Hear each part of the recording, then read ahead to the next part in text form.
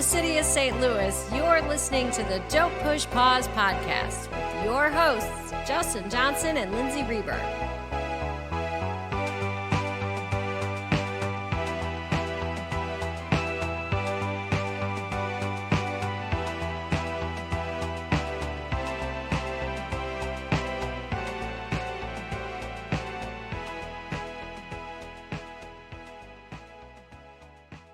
Welcome to the podcast. Welcome back, Justin. Hello, everyone. Lindsay, I'm pretty excited today. All our movies are always like pre-2000, but now that we hit 2021, I'm like, oh, wait a minute. There's movies that are now 20 years old. That's considered old enough for us to talk about a movie. And so I'm excited that we're going to be talking about the 20th anniversary of the fantastic film Ghost World. I was so happy when you said you wanted to do this one. I've loved this movie since the moment it came out. It felt like it hit exactly who I was or my generation right at that very time. Like I graduated high school the same year. I felt like I knew those girls. I couldn't be happier to be talking about Ghost World and diving into everything about this film. Yeah, and this one I saw when it first came out, and also myself an integral part of my life. Like I connected this movie because I had just got out of college and I was in my first year of kind of like, I moved to another city and was trying to, struggling, trying to pay the bills and like quote unquote out in the real world. And it was pretty miserable my first year out of college. And, I really connected with this movie and that idea of friends separate. Like I had just had all these friends that I made in college, and everybody kind of went their own way, and people formed those opinions of like, no, I got to go grow up, or no, I'm not growing up yet. I'm still going to have fun and stretch it out as long as I can. And it seems actually more applicable now. In today's age, you can be in your 30s and still not growing up, and it's not as considered such a bad social stigma as it was, in early 2000. I mean, it was still that era of you get out of college and you got to get a job or you got to do something, otherwise you're a loser, Yeah. And I think Ghost World hit on that exact notion. We were still feeling that pull or that drive to what am I going to do with my life now after college, after high school? And this was at a time when social media wasn't a thing. Cell phones existed, but they weren't like a big thing. This was a transitional time for teenagers, for just American culture, for the world. At the time, a lot of things were changing right at that millennium, right? And Ghost World hit on that in-between generation that we're calling Gen X and didn't have another name at the time, which soon became millennial. It's that middle section, that lost generation. And that is what Ghost World is, and it hits on it so well in this film, which is also somewhat ironic because the story was written quite a few years before the movie came out. This movie has 90s vibes to it, so it's definitely feels like the material came out of the 90s, even some of the fashion and the music and the look of things. This movie was adapted from a graphic novel. We'll get into that in our discussions, but I was not familiar with it. Like when this movie came out, it was totally foreign to me. I just like saw the title Ghost World. The trailer looked interesting. I loved Steve Buscemi at the time. After reading reviews and stuff, like, oh, this is adapted from a graphic novel. And I was not a person that grew up on comic books. I probably have said this before, and certainly had not read any graphic novels. So I was able to, after all these years, finally, I read the graphic novel Ghost World just this week for this episode. So we'll talk about the differences a little bit between the graphic novel and the movie in this discussion. And like you, I saw the movie before I ever read the graphic novel, and I stole someone's copy many, many years ago. I read it, 15, 20 years ago, probably. It was shortly after the film when I read it. And I guess karmically, my copy that I stole from someone has disappeared over the years. How punk of you, Lindsay. Right? It was something that Enid would do. Gosh. So, Justin, I just want to publicly thank you for getting me a copy to permanently have in my life. You're welcome. Personally delivered to your door in the middle of a pandemic. That's how much I love you. And I wasn't even home. I Yeah. mean, wow.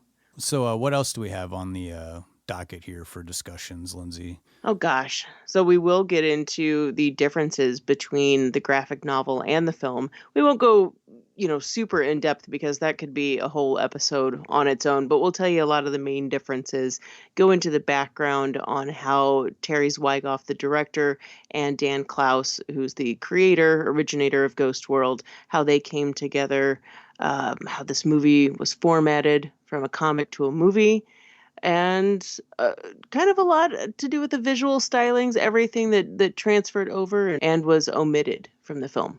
And after our discussions, we'll get into our picks of the week. What was your pick this week, Lindsay? Well, I went with a movie from 1986 that co-stars a very cute little early role by Steve Buscemi, and the movie's called Parting Glances. And what about you? What's your pick this time? I went with 2002's American Splendor because I wanted to do a movie that Okay. also was, it's more of like a biopic of a guy who, much like Daniel Clowes, who made Ghost World, he made a comic that dealt with sort of real life things that wasn't so much about superheroes and the kind of comic books that were more geared toward kids. His comics and ideals were geared more toward adults and real life problems. Really fantastic movie and a great performance by Paul Giamatti. So we'll talk about those in a bit here. And then after that, always we'll get into our Murray moment. But Lindsay, before we go into our first clip from Ghost World, can you give us a quick lowdown, your interpretation of what this movie's about? Well, I'd love to. For this story, we follow Enid and Rebecca, best friends fresh off of graduating high school, ripe with wit and dryly sarcastic observations about the perceived lower functioning, sick, sad, devolving world around them and the life choices set before them.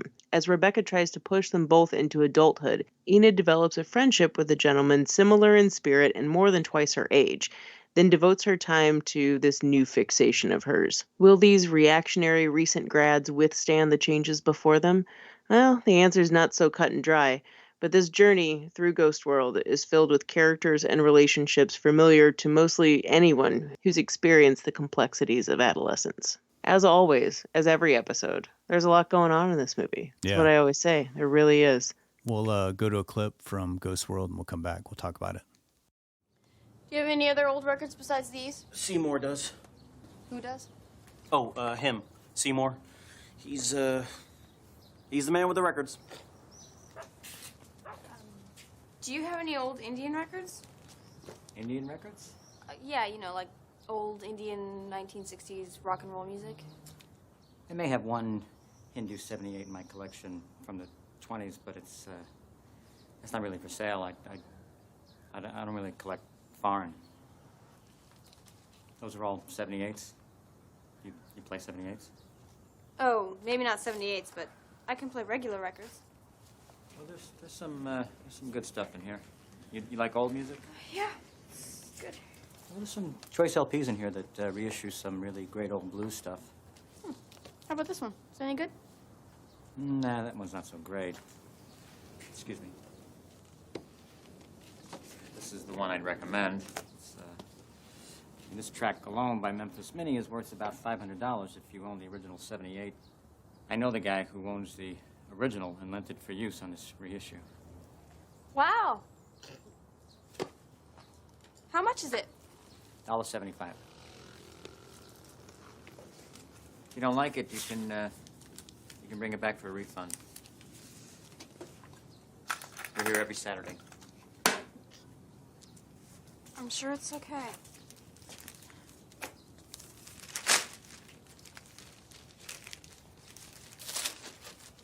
Enjoy. It was so cute how he had his own little bags. I thought I was gonna start crying. Yeah, he should totally just kill himself. Oh, here's one. Oh, but you have to share with a non-smoking feminist and her 2 cats? I don't know. I kind of like him. He's the exact opposite of everything I really hate.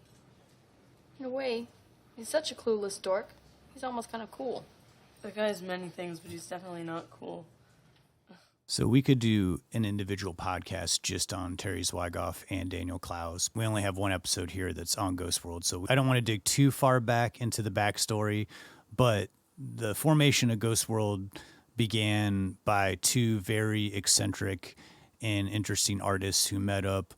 Terry Zwigoff, for years, had been a documentary filmmaker. He was very good friends with the comic book artist Robert Crumb, and for many, many, many years, Terry Zwigoff documented Crumb and eventually released the 1995 documentary hit Crumb that was kind of a huge smash sensation for Terry Zwigoff. Up until that point, he had done shorter documentaries.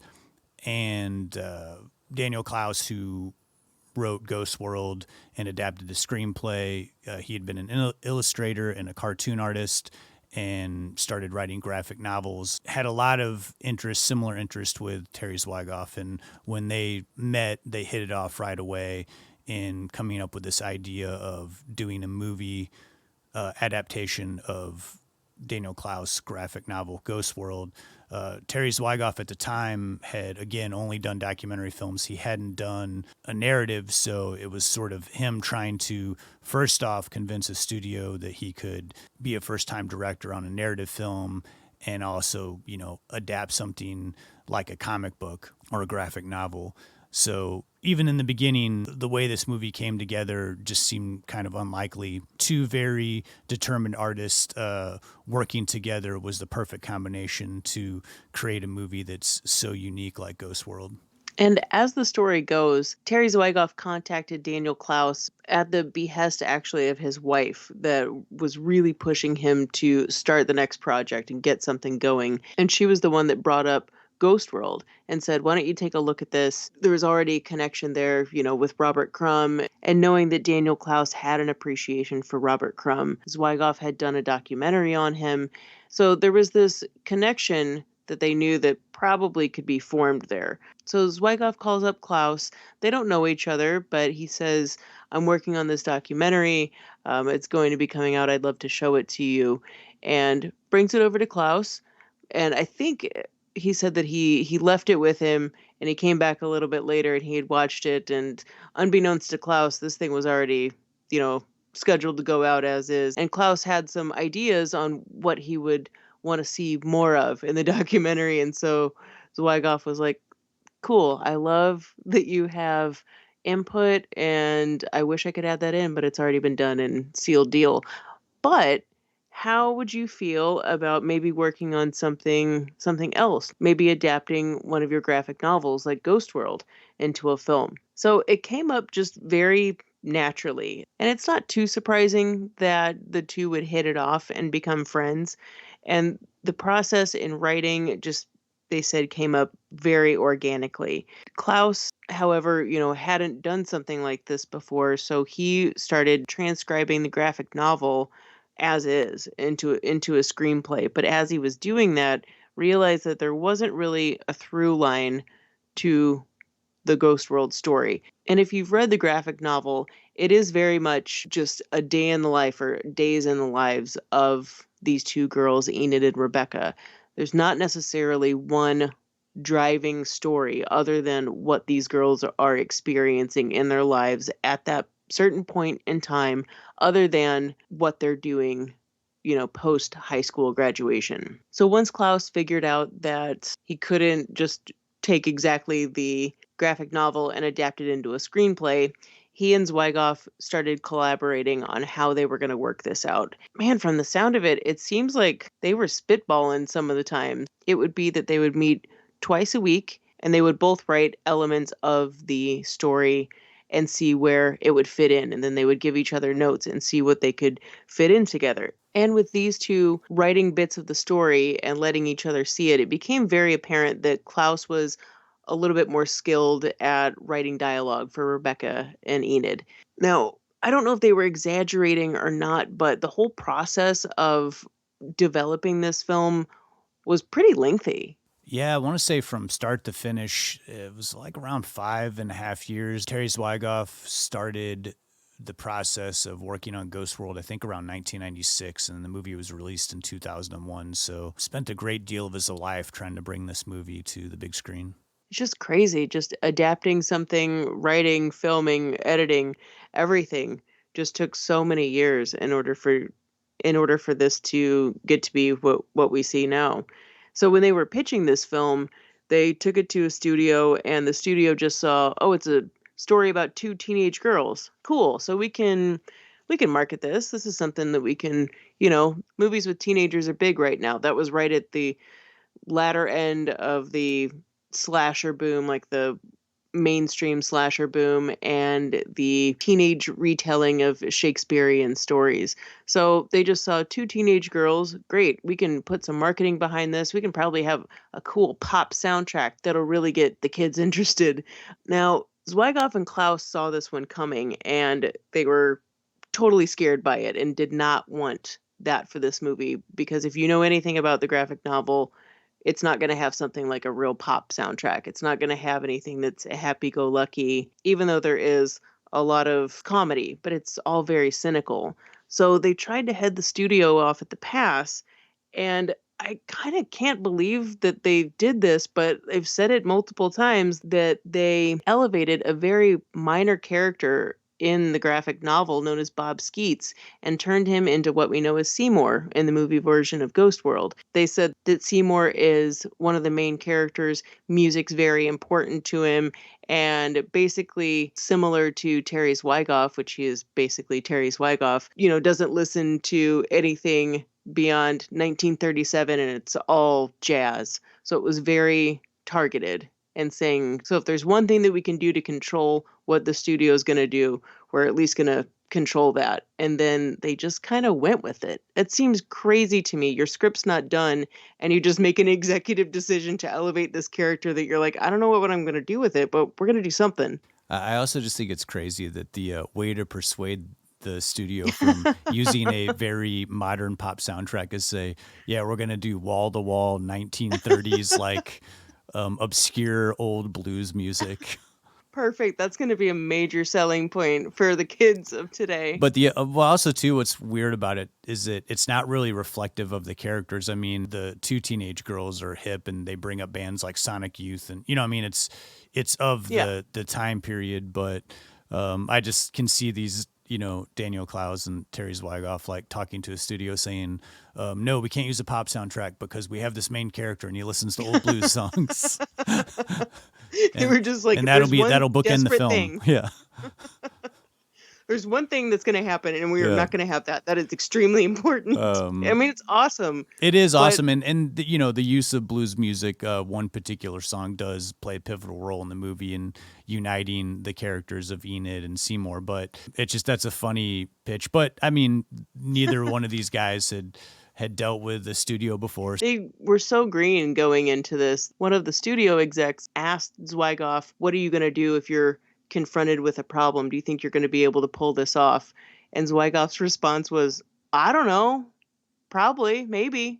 And that was not what a studio ever wants to hear. We were still coming out of the gusto of the independent wave, the 90s independent wave.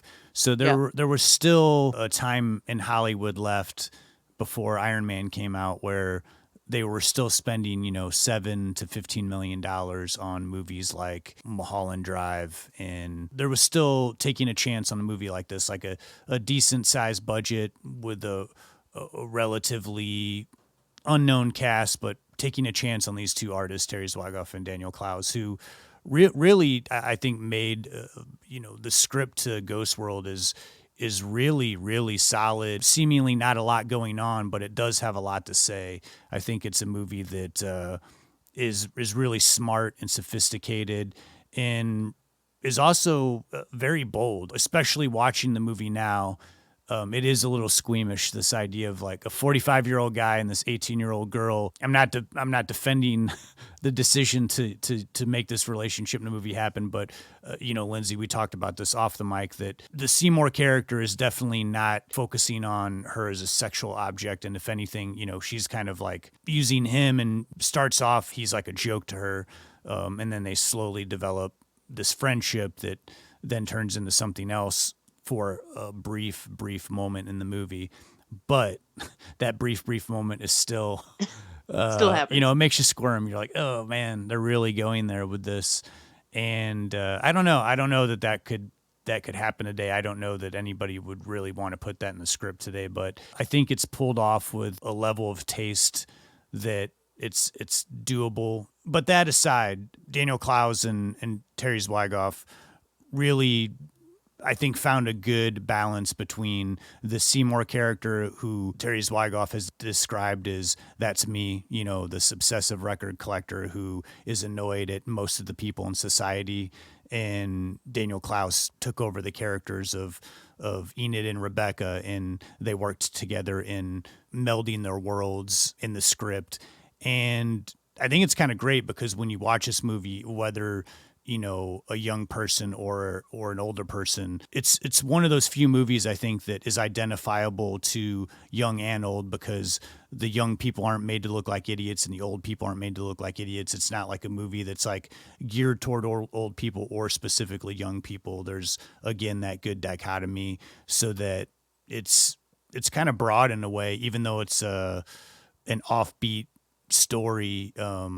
I think it's like highly relatable to people of all ages. I couldn't agree more with that.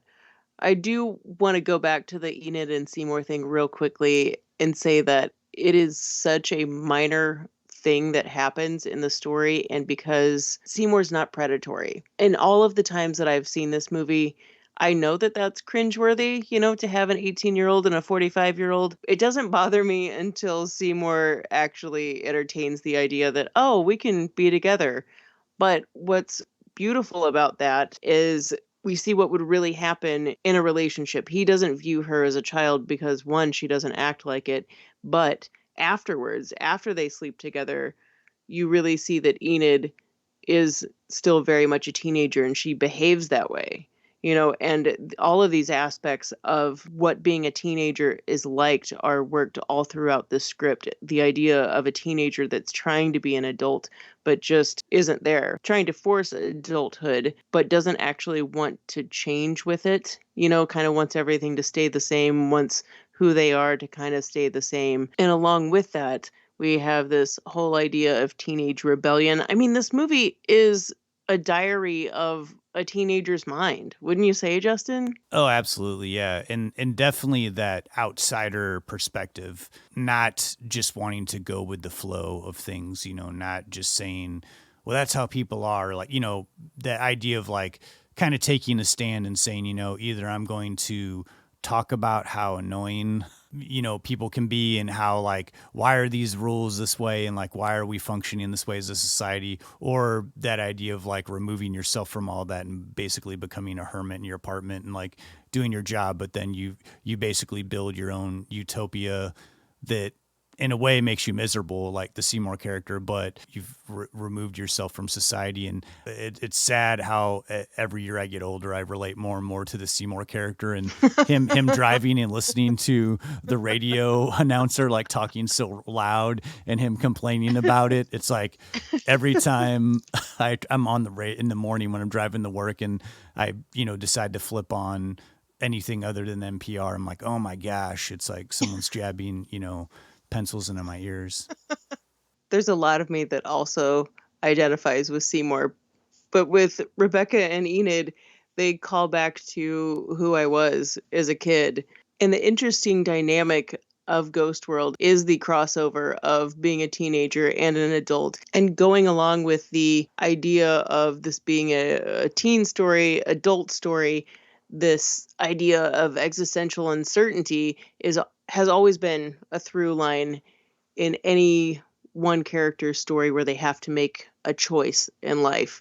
But the way Ghost World deals with so many things, though, in this movie just makes the pain of adolescence and the changing of friendships and even critiquing the world around you. All of these things are a hyper awareness of yourself and what makes you insecure, and also being highly judgmental of everything around you. Ghost World just creates this very, very rich universe of all of these characters, on somewhat of the same plane interacting together, even though they are, some of them, 30 years apart in age. And also, too, like what I love about the script and these characters are that they are very self-aware. I mean, it's a different kind of movie because usually you open a movie and the character is not so self-aware of themselves or their surroundings. We're given that information in the opening credits. I think I've used this example before. I was just watching a show the other day that was brand new, and they used the same trope where the guy spills coffee on his shirt and he's running late for work, and everybody at work knows he's late, and they're like, oh, he won't be here for another 10 minutes. And this kind of whole cycle, whereas Ghost World opens and you see the assembly like you would in another movie, but then they're like already judging it and commenting on it, and so self-aware of how, like, we're done with high school, I don't care about this. They're commenting on another student, and it's just a different way to approach characters in the movie where we don't go past this like sort of facade of learning about the characters. You're just kind of smacked in the face like within the first 5 minutes of like, oh, okay, these are real characters and they're talking about real stuff and they have real ideas and real thoughts. And this movie has a great character arc for both these characters, but I think that it's designed in the way that feels much more fresh and more unique. We'll talk about the ending of this movie in discussion too, but the movie's not afraid to leave things a little ambiguous because they're not treating the audience like they're stupid and kind of come up with their own ideas of like, okay, well, this is naturally how these characters would end up, or if they're going their separate ways, like what will become of these characters. And especially as being older, because, you've seen people grow up, and you see that big difference of someone between the ages of like 18 to 28, that 10 years finding out who they are. And yeah, this movie just is a really, I don't even like to call it coming of age because it almost seems like in the beginning of the movie, they've already have come into their age. And now we're like given almost like the stage after that, where like another movie would end. Ghost World's already like beginning at the end of a regular coming of age movie. Yeah, but they also retain these teenage qualities like obsessiveness, especially within Enid, and, self-doubt and this weird sense of self-absorption too that just happens inherently during that time. Ghost World does this thing that I know I've talked about in episodes before where, we grow as people after high school, but sometimes there are just some things that don't really change about our personality, that you can see things about the 18-year-old self that you once were in your 45-year-old self. And I'm not saying that we necessarily see that here in Ghost World. Maybe a little bit of things where maybe Seymour acts a little bit naive, like a teenager, and not really thinking things through. There's a lot of flip-flopping, I think, in this, and where we see that sometimes we are kind of the same person we were when we were at a young age as when we are older. And the blending of those two worlds, I think, works really well here. The Rebecca and Enid character are written so sharply and they're so biting that I think the first time I watched this movie, though I did like it, it was off-putting because I was thinking, like, how am I supposed to feel any sympathy for these characters? They're just like ripping on everything and everybody. And at first I was like, man, people don't talk like that in real life. But the more I watch the movie and the more times I've seen it, it becomes less and less jarring to hear them analyze things and judge things so harshly. I think in the comics, we'll talk about that later, they are a little more mean-spirited than they are in the movie. All these little things that they're mean, but it's like, you're like, no, that tracks for like an 18-year-old. They're not thinking of anybody's feelings other than their own. But they do win me over in the end. And also, too, when you see them start to split, their friendships start to crack, and kind of see where they're dealing with their lives changing and dealing with, okay, not everybody's friends for 40 years. Like, we grow apart as people. Even when you're older, you'll be best friends with somebody and, you drift apart. Someone moves, someone has different interests, they get a new job, whatever. And this movie, I think, shows how those friendships can split. And I think it's as much of a movie about friendship as it is about growing up and trying to figure out where your placement is in this world. And like you said, even though the humor can be biting, one person's mean-spirited humor can be another person's brutal honesty. There are some moments in this movie when you're like, damn, that was really harsh. But then the other half of you thinks, but they're not wrong, too. There's that element, and then there's also this element of melancholy, just sadness. And that goes along with the friendship aspect of things changing, this sense of loss, even hurting someone's feelings, like what happens with Seymour. And these are all many elements that were taken directly out of Clowes's graphic novel, and put into the film. But that's not to say that everything from Ghost World, the graphic novel, is included in the film. There are plenty of things that were taken out or just kind of rearranged. To me, when I was rereading this, I kind of made little marks on the edge of every page. You know, was any of this included in the film? Was some of it? Was all of it? And I'll tell you, it was kind of pointless because it was so well blended together that I could go page by page and say, this was, this wasn't, this kind of was.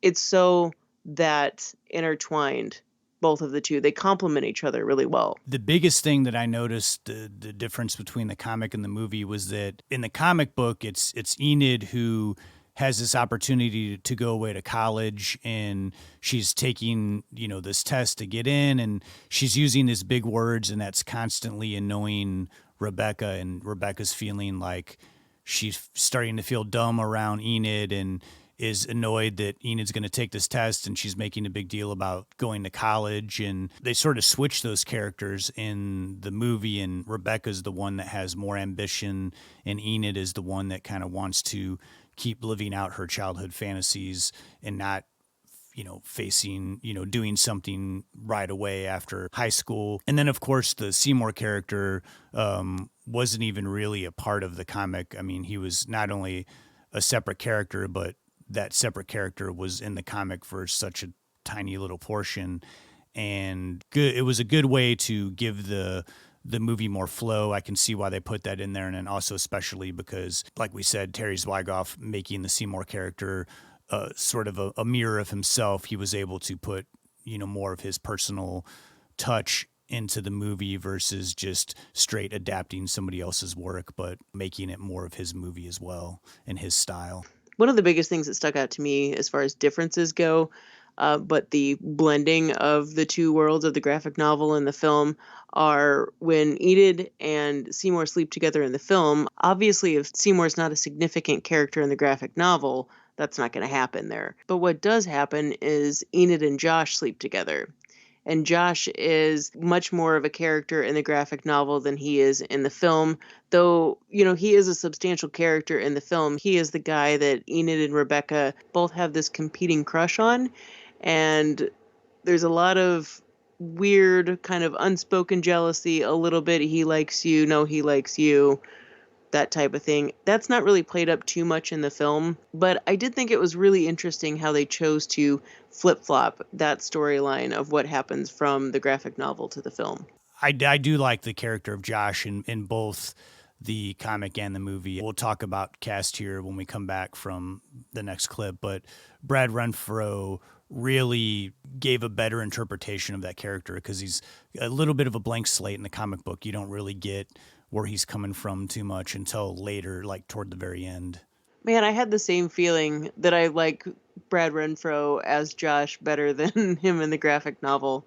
And there, like we said, there are plenty of things that didn't exist in the graphic novel that exist in the movie, like Roberta Allsworth, the art teacher, the quirky art teacher. She doesn't exist in the graphic novel. Neither does the loiterer, the guy with the nunchucks and the mullet and really bad sunburn. He doesn't exist in the graphic novel either, but there are plenty of characters that happen in the graphic novel that aren't in the movie, and plenty that go back and forth. Like the Satanists are still there, Weird Al, but there are so many that go back and forth. Kind of at the end of the day, you feel like it's all just kind of the same in some ways, especially if you read the graphic novel and watch the movie, you kind of feel like, wait, was that in the movie? I kind of feel like it was.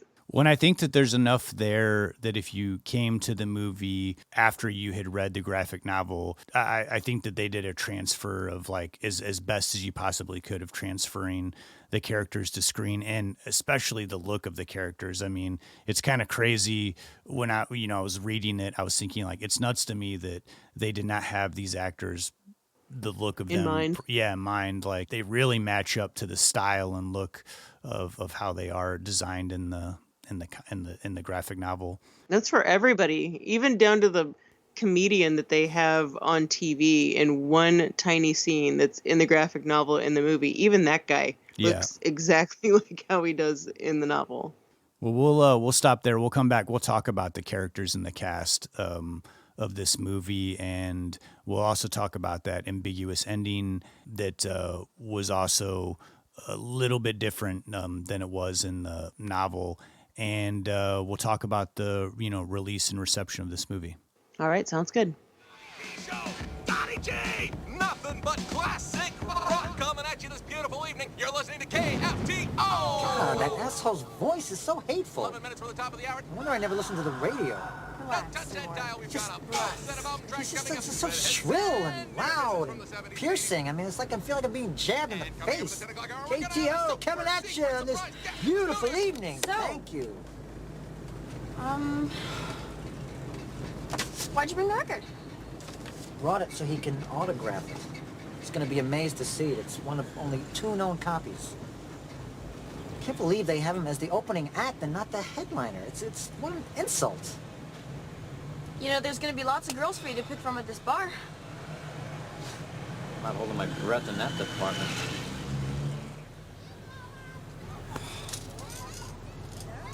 What, are we in slow motion here? Come on, what are you, hypnotized? Have some more kids, why don't you?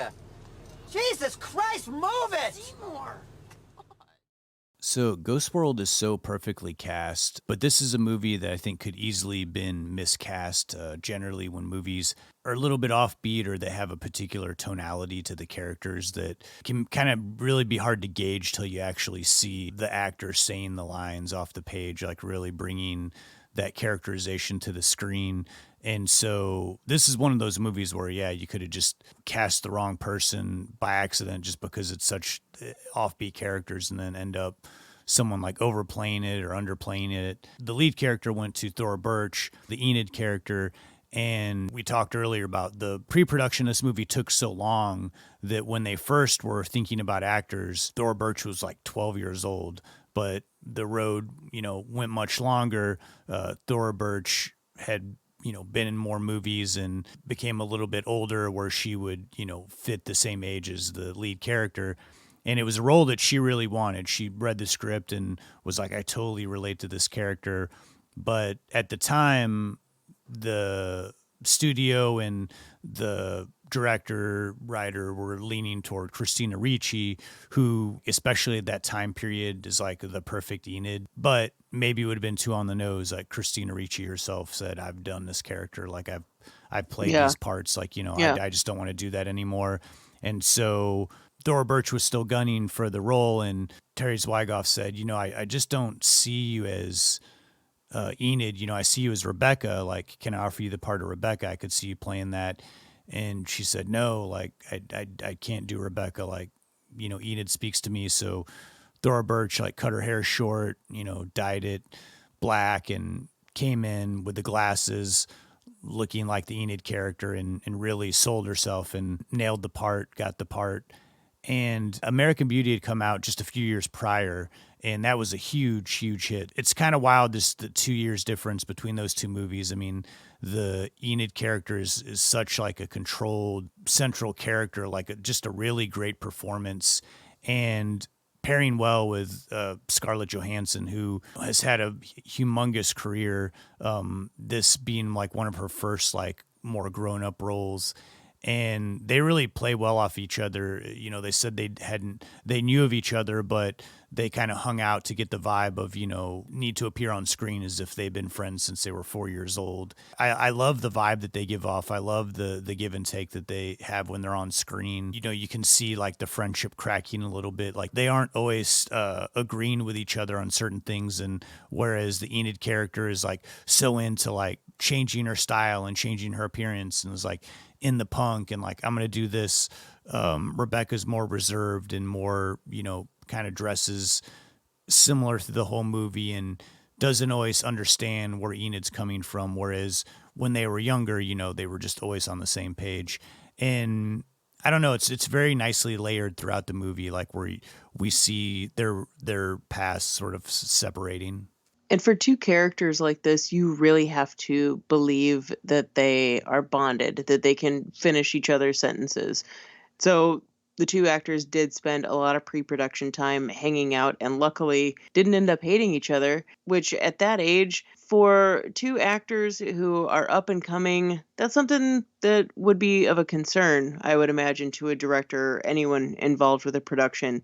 But it didn't happen with these guys. And I'm not sure if it was Thora Birch or Scarlett Johansson who said, watching the friendship dynamic between Daniel Clowes and Terry Zwigoff, watching how they played off of each other, how that became kind of like the energy that they were feeding off of. And not that they were emulating it by any means, but that it was something that influenced them in a lot of ways and got them to get on really well with each other. And having two characters like Rebecca and Enid, man, there were a few girls in high school that I had really close friendships with.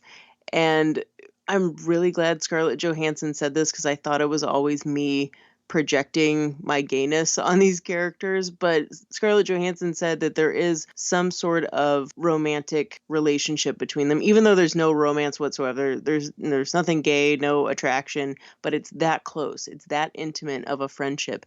And to be able to watch two people that hadn't really known each other before this, if anything, Scarlett Johansson had known Thora Birch and had admired her work well before, she was established in the game. Thora Birch had been around forever. And I mean, Scarlett Johansson had been too, but Thora Birch had been established for a little bit longer. So to be able to believe that these two women can show up and have some pre-production time to get to know each other and become friends, to create two characters who are conjoined at the hip, really, is really an impressive feat. And Scarlett Johansson, man, learning that she blindly sent in an audition tape for this. It's not like she was asked to come in for anything or responded to an audition. She got the script at 14 and she started shooting at age 15.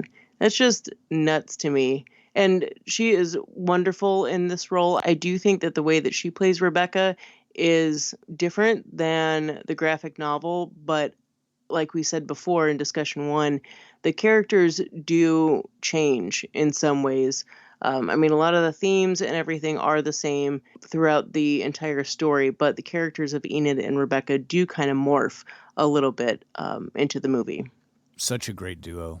And I think Terry Zwigoff was really taken with Johansson's monotonous look on life, like her just kind of really chill vibe. Said that she was, if anything, was more adult acting than he and Clowes. And the character that Terry Zwigoff was most nervous about casting because he wanted a particular actor so bad because, again, this is him writing a version of himself into the script and trying to cast someone that sort of emulates himself. He desperately wanted Steve Buscemi for the part. Zwigoff said to Steve Buscemi, "I'll actually kill myself if you don't star in this movie."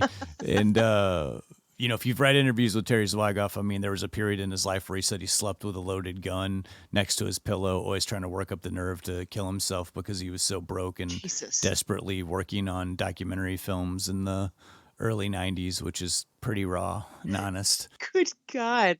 Yeah, it is raw and honest. That's one way to say it. Terry Zwigoff is still with us. Steve Buscemi agreed to do the movie I don't know if the threats of suicide worked or not, but he was perfectly cast as Seymour. And Steve Buscemi, I think this was a role that was like really difficult for him. He said he got so uncomfortable doing this that he just wanted to like just tear off the clothes and like take a shower whenever they were done shooting for the day. I don't think he was particularly comfortable with the idea of him being an older guy with a younger woman, but you know, stayed dedicated to the script and plays this character with such intensity, really captures people on the edge, you know, people who haven't really been out, people who are closed off. And I think he plays up a lot of the humor in this, and a lot of his lines, like when he shows Enid his apartment for the first time in his room where he keeps all his record collection, and he's got all this like antique stuff from the 20s and 30s. And she's like, oh man, I would kill for stuff like this. And he's like, please kill me.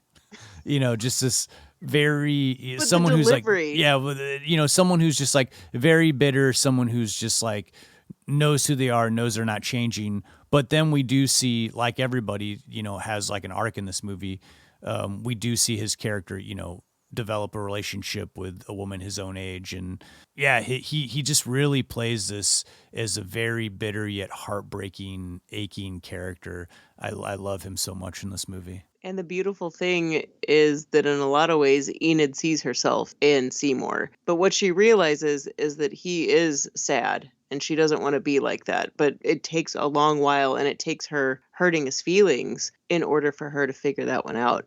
I do like how their characters mirror each other, but one has the chance to move beyond that. But she needed to be faced with something that was an unfortunate circumstance that she created in order to actually make a change.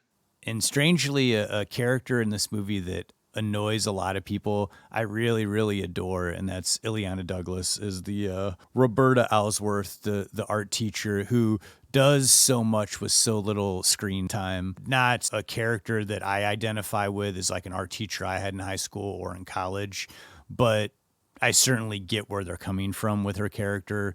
And just the film that she shows to the class, the mirror, father mirror film that she shows to her students and then says, this is, you know, a representation of what it's like to inhabit my particular skin, is like such, it's just like such a perfect way to introduce her character and how just exhausted Enid is with, you know, her presence of this teacher who's like trying to desperately grasp at her students for them to be like a little bit honest, to be introspective, all these things that you just don't want to talk about or do when you're 18 years old, you know, and someone's just like pushing you, trying to make it happen. Is just like so boisterous and kind of full of themselves at the same time.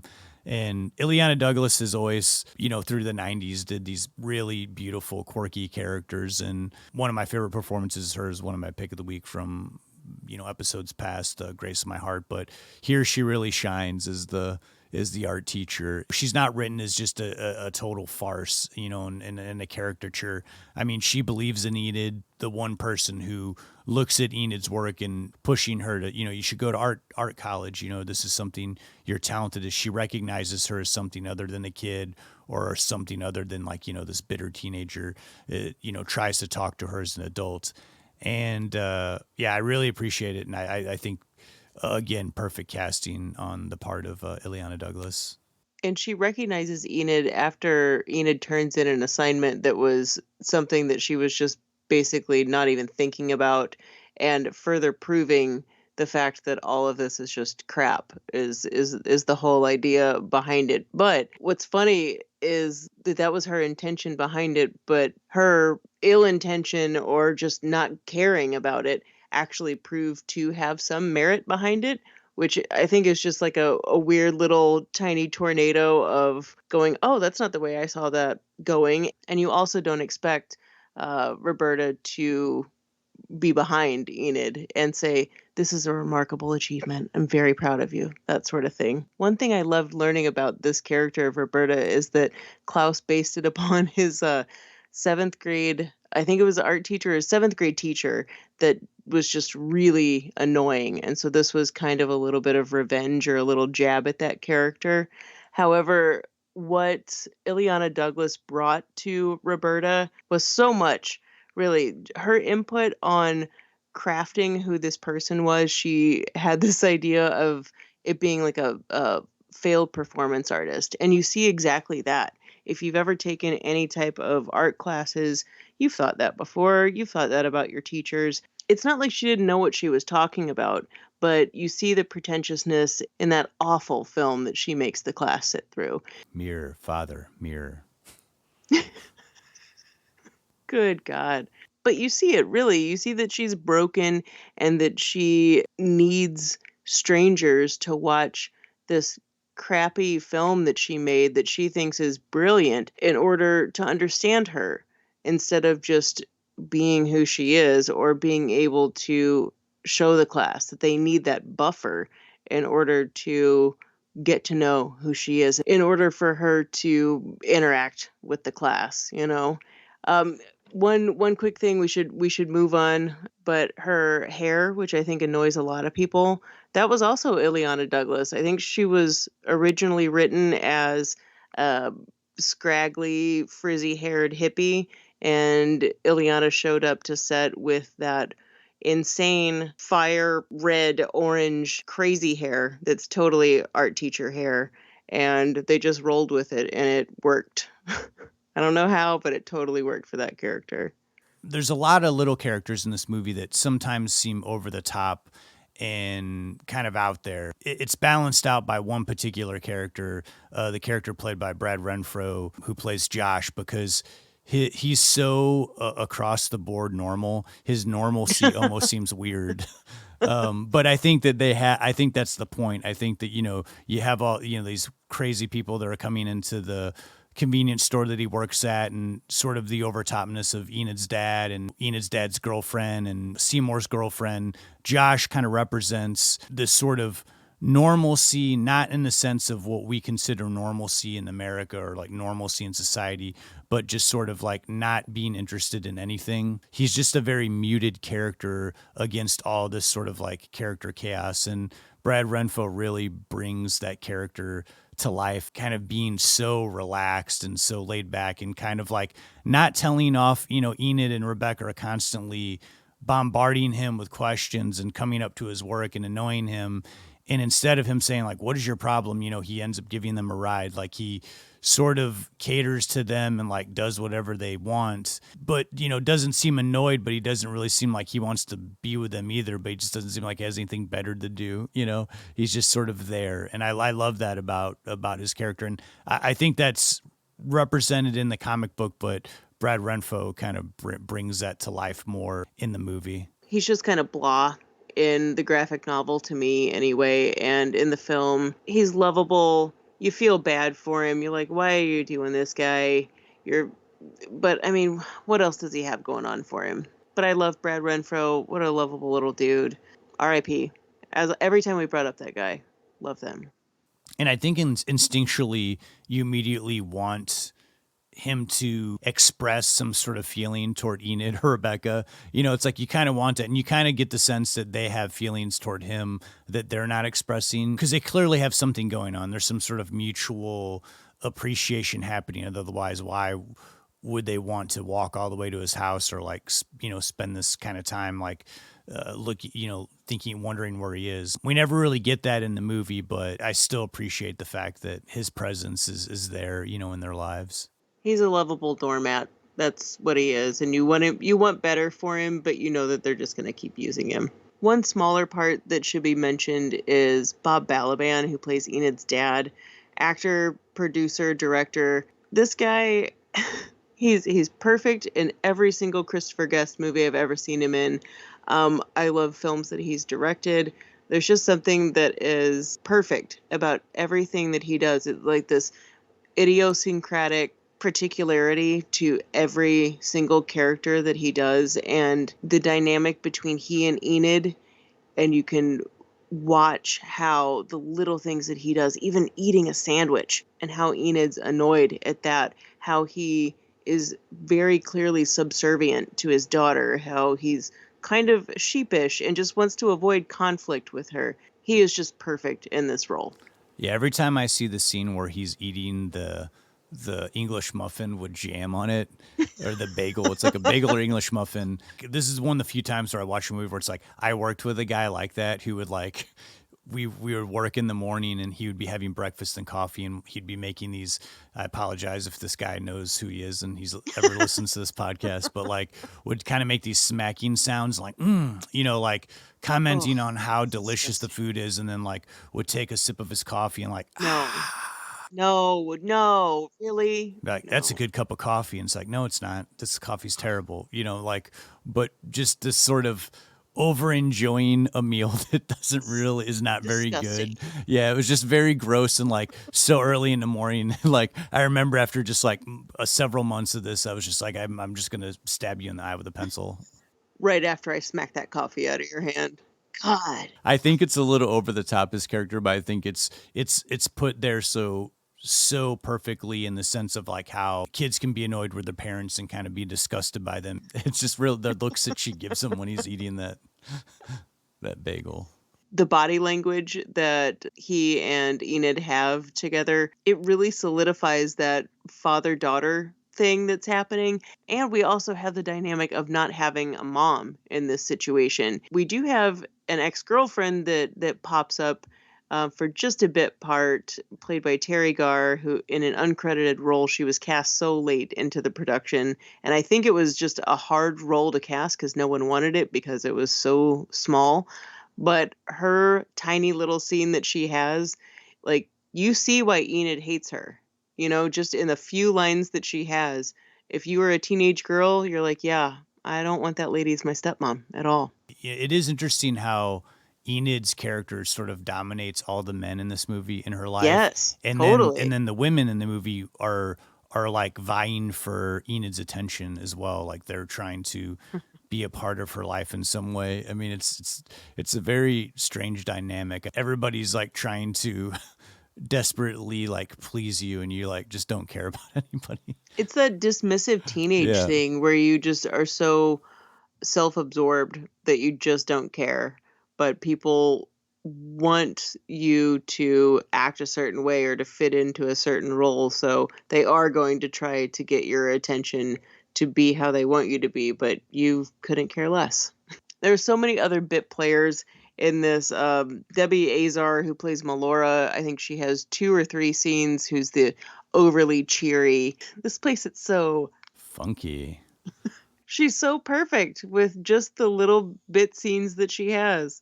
Debbie Azar, wonderful. Brian George, who plays the boss at the Sidewinder, who is Brad Renfro's boss, who's just pissed off in every scene. Great. So much ad-libbing, I guess, went on with him, too. They just let scenes roll with he and Dave Sheridan, who plays Doug, who's the mullet, no-shirt, sunburn guy, just so many times. Those two, I guess, just had some choice scenes together. Yeah, all the scenes at the convenience store in this movie, I just feel like I'm watching a completely different film. It's just they don't stick out like crazy, though. Really? You don't think so? No, not in this. But they do stick out as like a moment of total abandon and just total comedy. But I don't think it sticks out. If anything, the part that plays the best for me doesn't involve Doug. It's when Enid brings Seymour in and is messing with Josh and introduces him to Seymour, who's the guy that they just stalked to his house, and Josh is shocked. And then Josh's boss yells at him. I guess it's one of those repetitive jokes that happens in the film like 3 or 4 times, but it doesn't stick out to me as, oh, here we are again. Maybe that's just because it's really funny. Yeah, I mean, I don't get me wrong. I think the scenes are humorous, but it's just the only moments in the movie that seems like it cranked up to 11. And the rest of the humor in the movie is a little more subtle, so maybe that's why it sticks out so much to me. But I still laugh. I mean, that guy's hilarious with the nunchucks and stuff, even though it's just absolutely ridiculous that he's keeping nunchucks in his car and he's like attacking people. But true enough. There's also the John Ellis character played by Pat Healy. And John Ellis was much more of a character in the Ghost World graphic novel as well. He's a little over the top. His weird, racist, anti-Semitic crap that he says to Enid, I feel like it's the same caliber as the Sidewinder humor, but in the spirit of Ghost World as a graphic novel, there are so many characters that are thrown in that are more exaggerated than, say, Enid and Rebecca. It fits, this movie's a quirky movie, but it doesn't feel like they're just like, hey, what's the weirdest person we can throw in this scene just so we got some weird people in the background. Like, it feels like it fits within this world that has been created around them. You look real carefully in just the background of one scene. There's a pregnant woman smoking, too.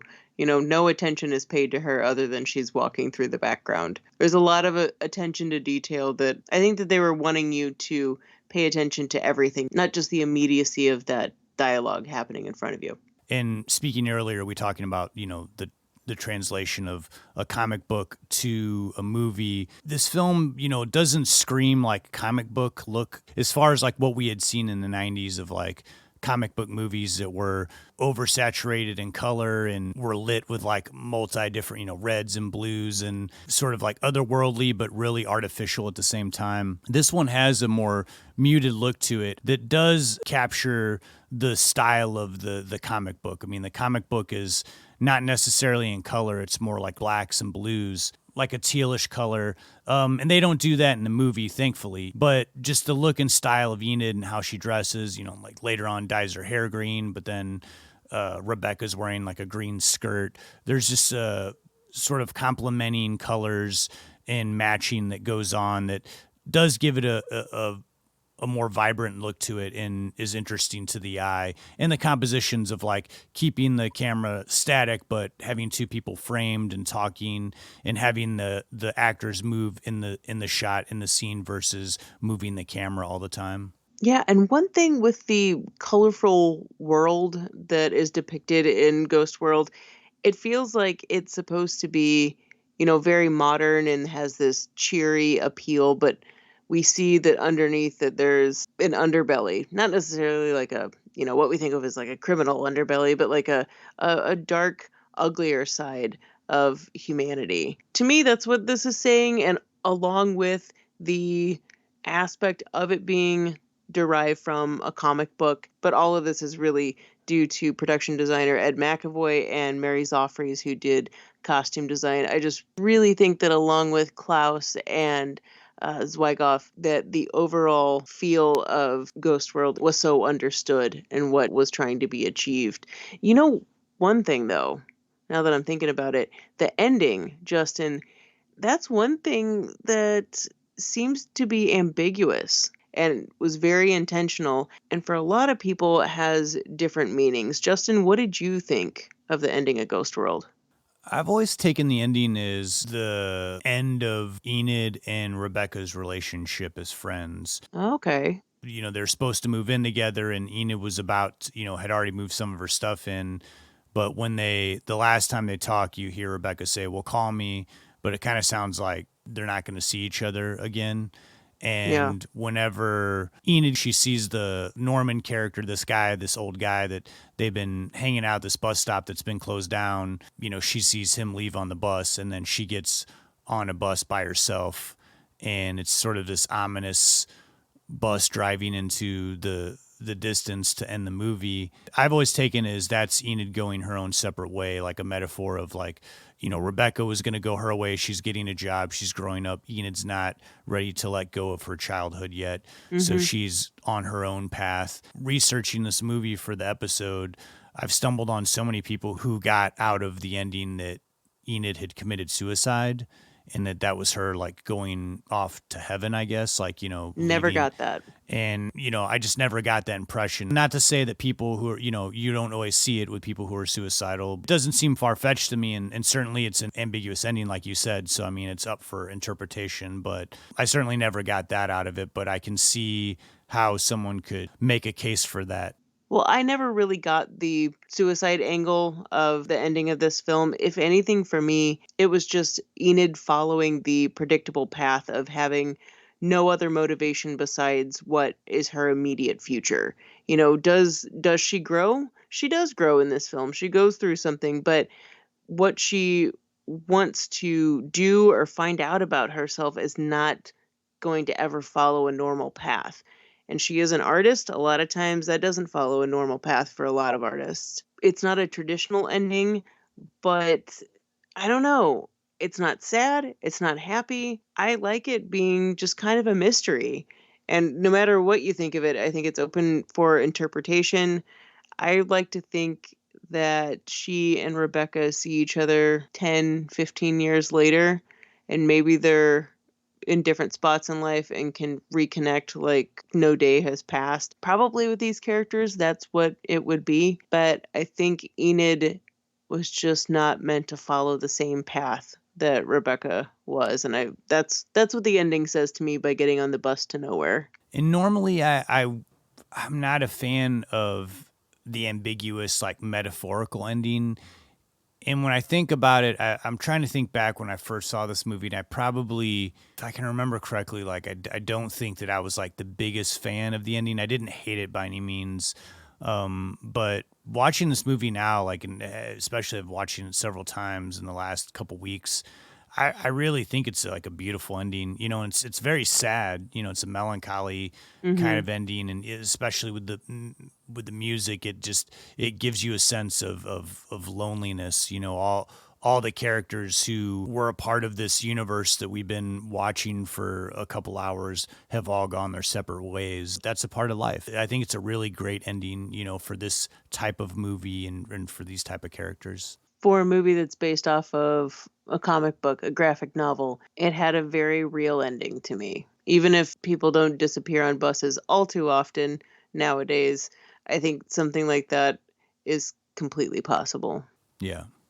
Now, when this film was initially tested, it did not test well with audiences, and the studio was very leery of even putting it out because it just kept not doing well. And even when they held a executive screening for just the studio executives, there was one person in the audience who laughed like hysterical, to the point that the other executives thought it was a plant that they paid somebody to be there.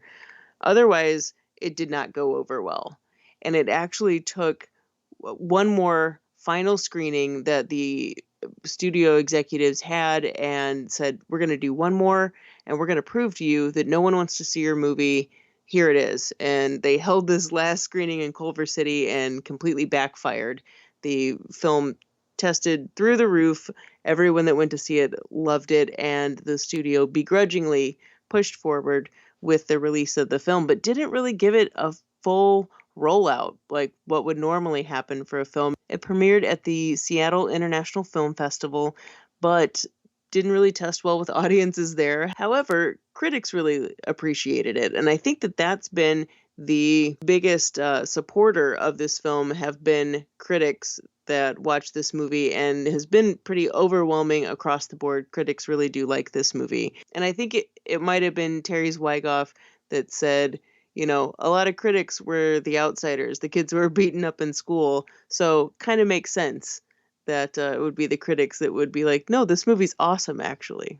Yeah, like so many movies that we've talked about on this podcast, a movie that critically had some acclaim, but sadly just didn't connect with audiences at the box office, and no one really seemed to take notice of it.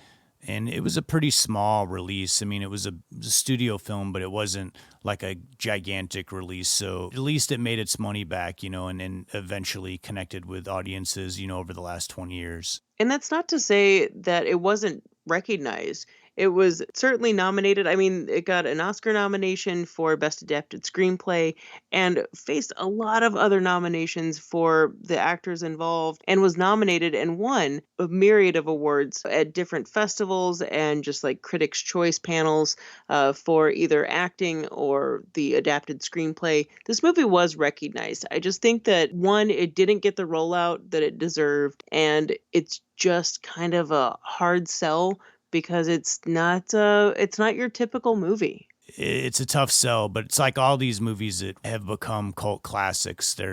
They just were hard to market. There's nothing to reference, you know. It's just like it's this new, unique thing that you've never seen, and it's like, how do you market that, you know, other than you've never seen anything like this before. You know?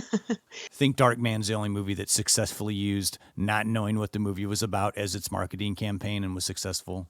Justin, do you think that Ghost World will ever become a cult film that is discovered by another generation? I know it's so hard to say.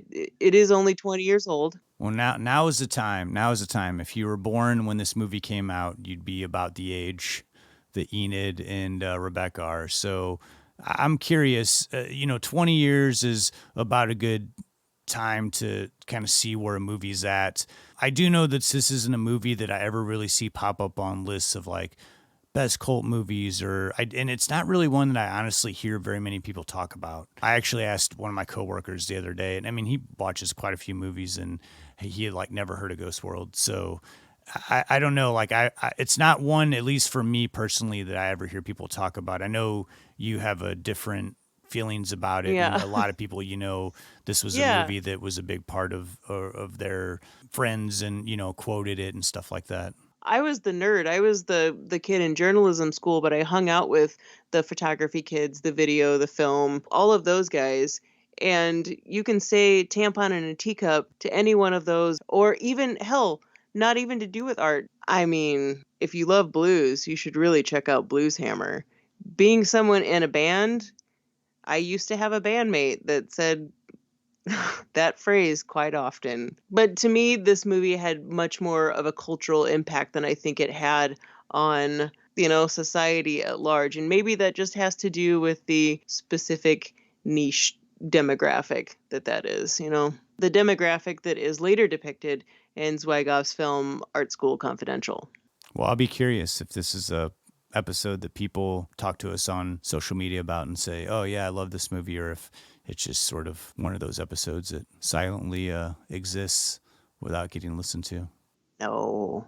I do find it very hard to believe that with Scarlett Johansson's like intergalactic popularity that people haven't rediscovered this movie, that haven't seen it before. Not to say like Thora Birch and Brad Renfro, Ileana Douglas, and Steve Buscemi, all giant actors. Like they've been around forever, aside from Brad Renfro.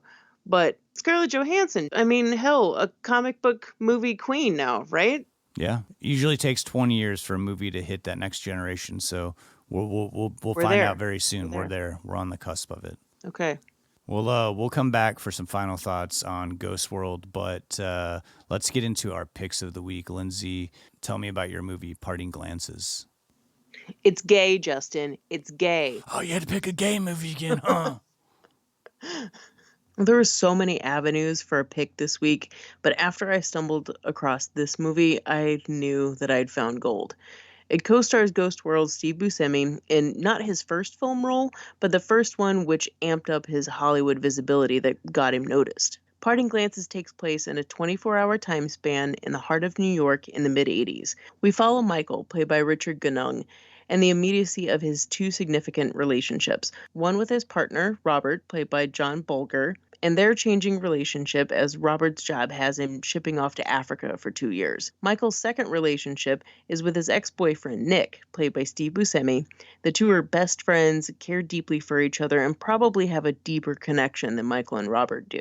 The biggest part of the film and what the movie's leading up to is Robert's going away party, hosted by their bestie, Joan, played by Kathy Kinney, who's responsible for that unforgettable role of Mimi in the Drew Carey Show, if you all remember that. The going away party itself is filled to the brim with normies, arty folk, the gayest of the gay, eccentrics, and yuppie Manhattanites. And while this is a very queer film, one of the most noticeable aspects, especially for when this movie came out in '86, is how it completely normalizes queerness. I know that sounds weird, maybe by today's standards, but like we always say on this podcast, consider the time period. Queer films were primarily about being a victim or villain. Some type of pain or anguish must exist with this misunderstood by society lifestyle, or persecution with barely any resolution. Next to that, why this film is important to queer cinema is how it was one of the first to freshly and brilliantly bring up the topic of HIV, specifically the narrative revolving around Buscemi's character Nick. This topic was barely explored at the time, often using sexless-seeming gay men with a story directed at a straight audience, so no one feels alienated. But not with this film. Also at this time, AIDS had been pushed in the background, even though this was a massive epidemic that was only in the beginning stages of being researched. It had been labeled the gay cancer, even though it affected heterosexual men and women as well as children. So when Parting Glances came out in '86, one might expect the story to focus on harsher realities, especially since it was dealing with a disease that was at the height of misinformation. But instead, this film is a direct result of being tired of misrepresentations. Parting Glances is universal, matter of fact. It's not afraid of discussing and even using humor to disarm, even when it may seem inappropriate. By showing the complexity of relationships, romantic and otherwise, within and around the LGBT community, Parting Glances was so bold. Life's natural style of conversational, sharp, quick-witted humor is worked all throughout the story, a fact which sets it apart from typical stories involving difficult relationship evolutions and certainly any type of illness. There are a few moments of realness regarding HIV, and even then, humor is used in the most serviceable, human-like, relatable to true-to-life ways. There's a lot of heart in these character interactions, even frank dialogue regarding sexual liberation and the common existence of being someone's beard and cheating. Like I said, this is a conversational film. You've got to stay on the move with the story. And writer-director Bill Sherwood does just that. From the way it's staged to how one scene flows flawlessly into another, such developed complexity involved in all respects. But make no mistake, this is most certainly a drama about old loves, evolving relationships, changing stereotypes, and just leading your life. This isn't even a coming out story or a single issue AIDS film. It's just about life. And while this film was the launching pad for Buscemi and Kinney, for an independent film of faces not all that cinematically familiar 35 years later, I'm bowled over by the competency and confidence of all the actors. There are a number of indie movies that I hold close to my heart, and some of them don't have the best acting at all times.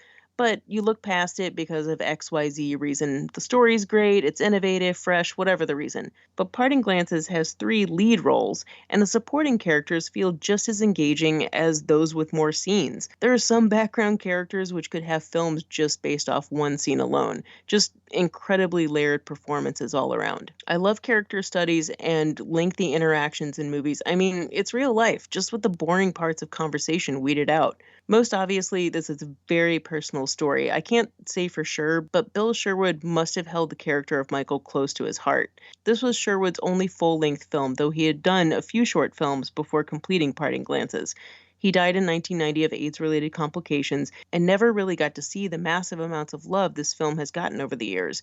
It was praised at the time, but nowadays, the film is celebrated as one of the most amazing pieces of queer cinema. It completely throws out expected tropes of LGBT films of the time. Even by today's standards, it feels on par, even maybe ahead in some ways, of where movies are today about LGBT characters and stories.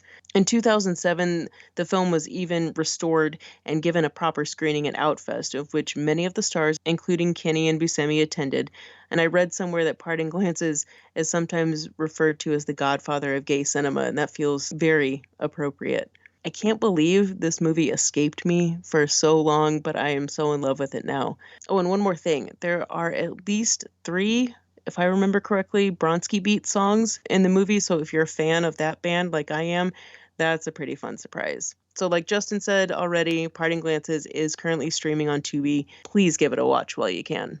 I'm excited to check this out. I really like the sort of like 80s art movies that came out in New York, like around that time, the indie art films. There's something I'm really in love with, too, about that era. It's this idealized version of what it was. I don't know. I was a child then, but seeing those movies made me feel like New York was the place to go. That was where I wanted to be, or destined to be, where you could make a new life to be whatever you wanted, you know?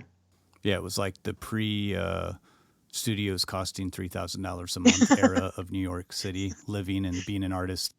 Yep, exactly, where anything was possible. Can't afford to do that anymore, yeah. Nope, not at all.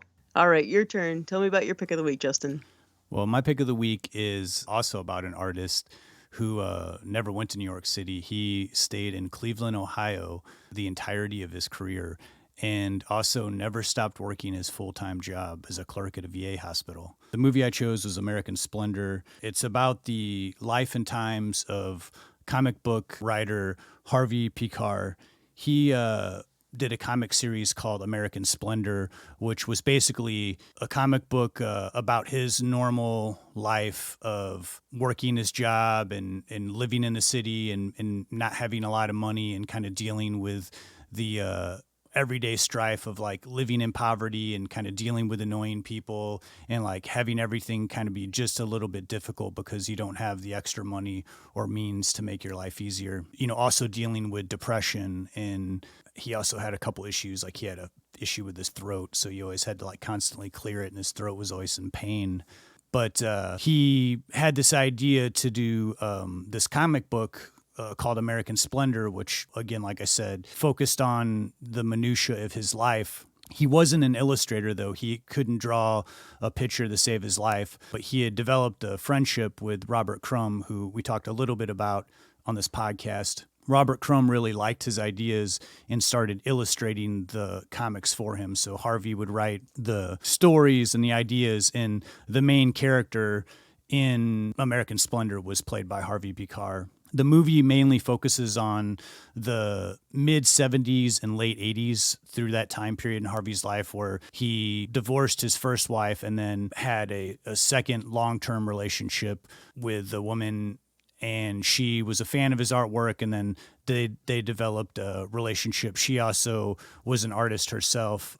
She's played by Hope Davis in the film. The majority of the movie is the ups and downs of their relationship and that push and pull of, a lot of times, people who are focused so much on their art, you know, they can be very narcissistic, and he's a very grouchy person. So there's a lot of dark humor in the movie. At least I thought it was funny. I think it's meant to be humorous. The big plus with this movie for me is I've never seen a film that was presented in this way. I think it's really, really original in that they have the real Harvey Pekar narrating the movie.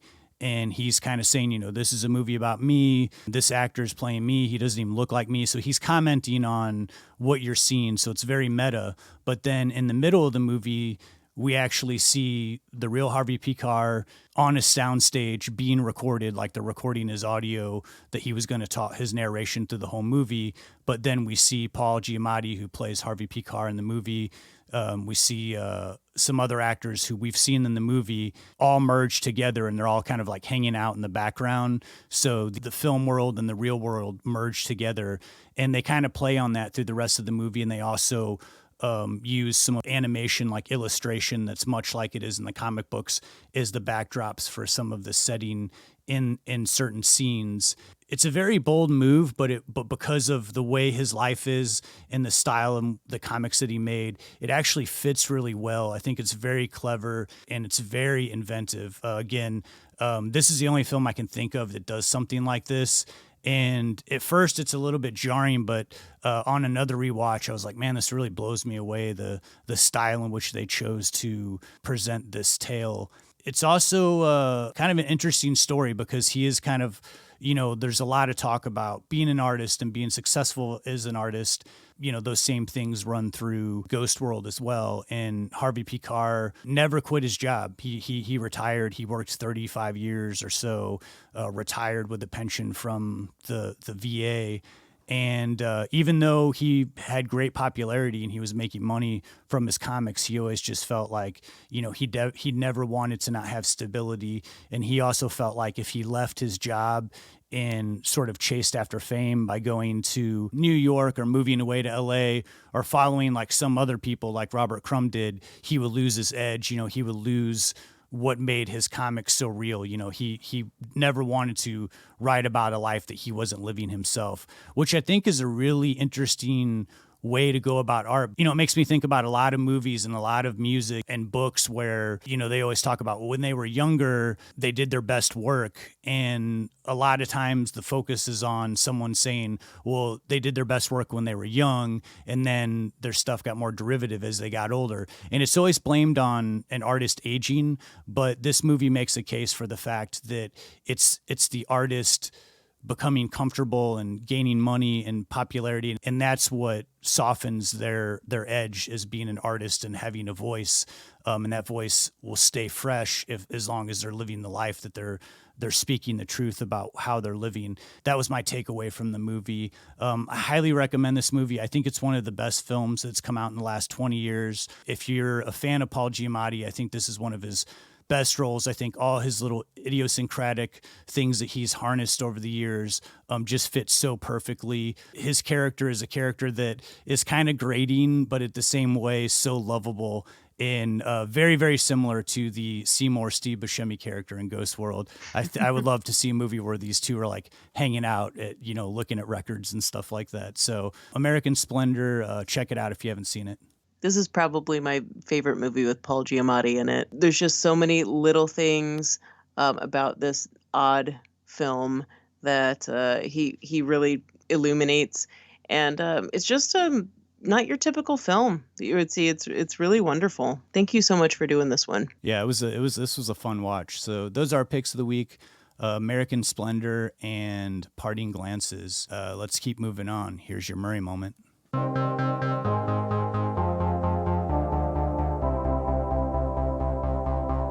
Chicks dig me because I rarely wear underwear, and when I do, it's usually something unusual.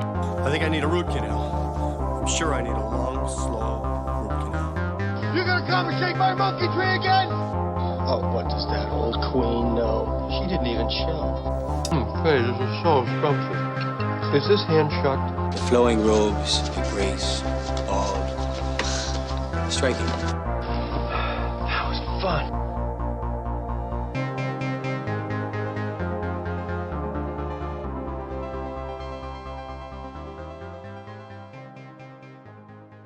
Sometimes these Murray moments revolve around something that's not pointedly about Billy, but rather what he was involved with in the beginning of his career. So once again, let's travel back to Billy's days with Saturday Night Live. Comic book and SNL lovers out there, who knows about the time the cast of SNL made a one-time only appearance in a Marvel team-up series Spider-Man comic back in 1978? Anybody? As so many stories involving Billy begin, you might wonder, how in the world did SNL get mishmashed together with Marvel Comics? At the time, SNL was certainly known. It was kind of cool, underground, subversive. No one else was doing that sort of thing, but the cast weren't entirely megastars at that point. So as it goes, Chris Claremont, novelist and Marvel writer since the 70s, best known for co-creating many X-Men characters, was brainstorming with Jim Shooter, editor-in-chief of Marvel Comics. The two were discussing who would be the best next guest star in the team-up series, who would totally surprise readers and make them have to buy the issue. Seemingly out of the blue and being a fan of the show, Claremont says to Shooter, "What about the Not Ready for Primetime Players?" And remember, at this time, that's what the cast was called, the Not Ready for Primetime Players. Shooter blankly looks at him and says something like, they're real world, we're comic books. Go call them up. So Chris does just that. It's crazy to think about a time when you could just call up Lorne Michaels' office and speak to a receptionist who'd immediately get word to Michaels. I just can't imagine that nowadays. You've heard of Spider-Man, Claremont asked the person who answers in Michaels' office. Well, we do a team-up series, and we were wondering if Lauren would be interested in guest starring the Not Ready for Primetime Players. There's total silence on the other end for a few beats, and then the person says, "Who is this again?" Claremont reiterated his brief pitch, and the person answered, "We'll have to get back to you," then hung up. A little dejected, he returns to the pitch meeting with Shooter. It didn't go well. They didn't sound interested. But then, like 5 minutes later, Shooter's phone rings. It's the Marvel front desk, forwarding a call from Lorne Michaels' office, asking if they really just called to pitch this idea. Shooter restates what Claremont said, and again, a long silence. But then 6 weeks later, they were sent a contract by NBC. But there were a few caveats to Spider-Man teaming up with the Not Ready for Primetime Players. 1, this was a one-time issue. 2, no extensions. These were the current cast members who agreed to share their image, and Michaels didn't want them hounded years later for a re-release. And 3, there would be no publicity. And so, the Marvel Team-Up issue number 74, featuring Spider-Man and the Not Ready for Primetime Players, was released, from the mind of Chris Claremont, backed by artists Bob Hall, Mary Severin, and Annette Kawecki, bringing the story to life through visuals. And the plot unfolds like this. Peter Parker, aka Spider-Man, and MJ Watson are out on a date, post-dinner, and heading to catch a live taping of SNL. With his spidey senses starting to go off, Peter eventually gives in, leaving his date to watch the show by herself. Good thing, though, because as it turns out, SNL cast member John Belushi was sent a ring, presumably by a fan, which he puts on his finger and then is unable to remove. But the ring truly belongs to the Silver Samurai, who's employed his gang of goons to recover the ring at any cost. There are quite a few vignettes of the cast members setting traps and battling the Silver Samurai's no-good minions. And though those scenes are evenly spread, I think Billy has the lengthiest bits and some of the greatest action. Sure, Belushi gets to fight the Silver Samurai while dressed as his SNL samurai character, but it's Billy who secretly finds out the plan to steal the ring, knocks out a bad guy, and then poses in the bad guy's clothes to learn about the no-good plans, and then reports back to Spider-Man. It's pretty dang cool. Unfortunately, I wasn't ever able to find Billy talking about his feelings about being turned into a comic book hero, but Claremont has mentioned how unbelievably stoked Belushi was to be included in the Marvel Universe. Claremont and Shooter even got invited to the post party for Animal House when it was released, and it was rumored that Belushi had this legendary team-up issue framed in his house. Treating the not ready for primetime players as comic book heroes has to go down in history as one of the coolest, most brilliantly random crossovers ever. And SNL did it for free. Any proceeds from issue number 74 went to charity. Any exposure for Marvel or SNL, that'd be fantastic. Hopefully SNL's fan base would expand, but ultimately they retained their uber hip underground subculture vibe, and Marvel got an issue that stands out in the best kind of way. Claremont has said this experience was for the pure enjoyment of it, Marvel and the SNL cast members. He said, "Our point was, you gotta really read this book. You never know who's gonna show up." He's also advised people to pick up the issue if you ever see it for sale because, like I said before, this was a one-time deal. It'll never be reprinted. You can definitely find copies out there. I am certainly glad I now own one. And I think I might just frame it too because it is pretty cool. Now, this is not Billy's lone entry into the Marvel Universe, but that'll be for another Murray moment. And since this episode centered around the Ghost World, it seemed all too appropriate. That's pretty wild to think of them doing some Marvel stuff way back when. It's just so relevant and huge in pop culture now, but back then, I wonder if very many people like really knew what the heck that they were commenting on. I would just like so nuts to think about the time period and 40 years later it being a completely different ballgame for both SNL and Marvel. It's just pretty wild. Well, thanks for that Murray moment. Yeah, of course. I know we had just sort of a final thought on Ghost World before we wrap things up. Yeah, I think we wanted to hit on one of the coolest ways to open a movie, and bold too, is to open a film with scenes from another movie. And the opening of this film starts out with a musical number from the 60s Hindi movie with the surf psychedelic song from the film Gunam. Jampe Jan Ho. China Asan Ho. This song has just been stuck in my head for like 2 straight weeks.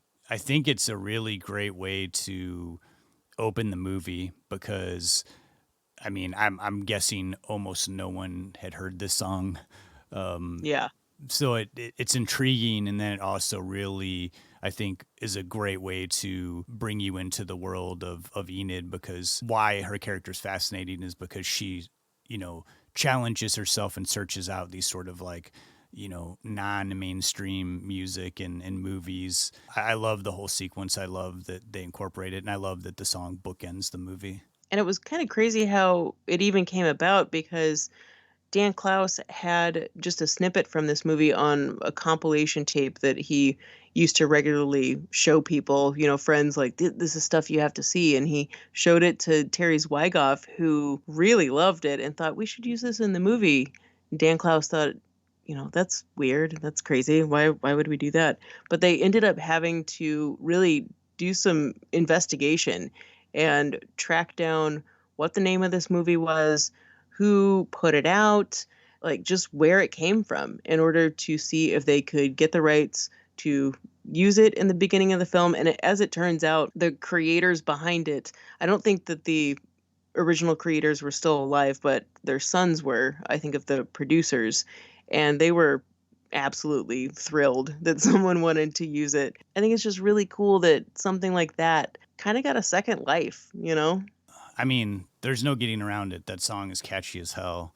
And it clearly, you know, the first thing that pops in my mind is Tarantino, but this is the kind of thing that Tarantino pulled from. He was like an Enid when he was younger and would be drawn to something out of the ordinary, but see how interesting and hip something like that is. The musical choices just all around for this film, whether it is from Gunam opening and closing the film, or Seymour's musical stylings that we see, Blues Hammer, even the score of the film is used so sparingly. And when it is used, it has so much more of an impact. And that's something that you might not notice the first time through. I think a score that has a epic or, you know, something that is really trying to make you feel something is much more noticeable. But this one, I think you notice it like the third time through, that it's manipulating your feelings without you really even knowing it. We've talked in several episodes about studio interference with soundtracks, and I'm glad that this was another soundtrack that didn't get fussed with by studio just so they could make money on it. Yeah, thank goodness. This movie could have had a whole other trajectory if different musical choices had been used, which is nutty to think about. Like every late 90s teen movie, when you watch it now, it's just like, exactly. Got you where I want you, whatever hit song was in the 90s at that time on the radio. You picked Disturbing Behavior to bring up. Okay. See, immediately, I just have to say that song and you know what it is. 'Cause, yes, I do. Like when I rewatch teen movies from the late 90s, I'm like, oh yeah, these were all hit songs. Like it brings me back because it's the only time I hear them, because you don't hear them too often anymore. But I think it was the last like death rattle of songs from a movie that were pop songs. Not that, I mean, there are certainly like best songs still exist in, you know, the Oscars category, but it was way different than in the late 90s and early 2000s. It was to get the younger audience, the pop song, the hit number. When I think a movie like this, especially dealing with, you know, Enid, who's an artist, I mean, the music just has to be diegetic and be a part of the character and part of the universe, not this outside soundtrack that is unconnected to the movie, which a lot of movies have that. You know, it's like a movie starts and over the credits they need to put a song on there, and they're like, well, hey, this is a hit song, let's slap it on the credits. But a movie like this, I think like the music needs to be connected and represent a character and be closer to their world. And this movie does a fantastic job of that. I think it's interesting, the movie that's coming up next, because you know, we identified with Seymour so much in Ghost World, and I feel like another character that I identify with a little bit too much that worries me is the character of Travis Bickle in Taxi Driver. So we'll be tackling another Scorsese classic coming up on the next episode. So if you haven't already, please do follow us on social media. There you'll find out about you know, what's coming up on further episodes, other ramblings from us. You can find all of our past episodes on our website at don'tpushpausepodcast.com. Lindsay's painstakingly organized everything there. We also have a store there that has tons of merch, all kinds of items. Everything that you buy from our store does help us put money back into the podcast. Thank you so much. In the last 2 or 3 months, we've had quite a few purchases of items. We want to thank you all for doing that. We really appreciate it. It really helps us out a lot. Yes, for real. Thank you, guys. So until next time, I'm Justin Johnson. And I'm Lindsay Reaper. Thanks so much for listening. See you next time, guys. जान पहचान हो जीना आसान हो जान पहचान हो जीना आसान हो दिल को चुराने वालों आंख न चुराओ नाम तो बताओ जान पहचान हो जीना आसान हो जान पहचान हो जीना आसान हो दिल दिल को चुराने वालों आंख न चुराओ, नाम तो बताओ। जान पहचान हो, जीना आसान हो।